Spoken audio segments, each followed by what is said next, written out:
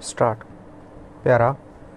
The term globalization means integration of economies and societies through cross-country flow of information, ideas, technologies, goods, services, capital, finance, and the people. The essence of globalization in a broad sense is connectivity in all aspects of human life. Although economic forces are an integral part of globalization, it would be wrong to suggest that they alone produced it. It has been driven forward above all by the development of information and communication technologies that have intensified the scope and speed of interaction between the people all over the world. Para. India became independent as one of the poorest countries of the world. The British colonial rule had destroyed the self-sufficient agrarian economy. The then Prime Minister of India, Jawaharlal Nehru, preferred mixed economy for planned economic development of the country.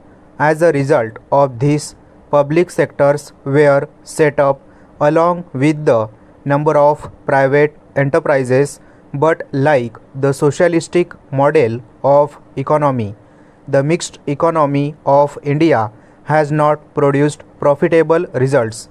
A number of public sectors became sick and the growth rates of production began to fall, while the poverty of the people continued to grow at an alarming rate.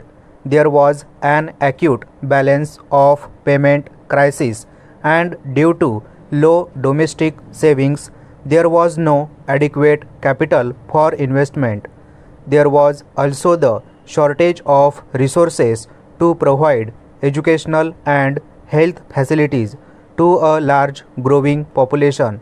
Moreover, there was high rate of inflation and the balance of payment deficit was around 10 billion.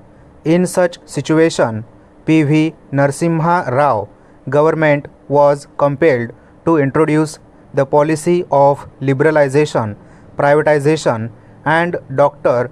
Manmohan Singh, the then finance minister, played an instrumental role in the adoption of new economy policy in bracket 1991 bracket close para.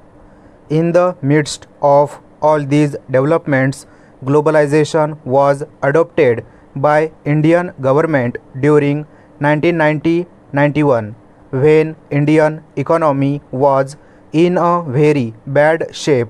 It was, however, adopted not as a solution to deteriorating Indian economy but to enable itself to get further foreign exchange loans from World Bank as its foreign exchange reserves were reduced to mere 3 weeks outflow.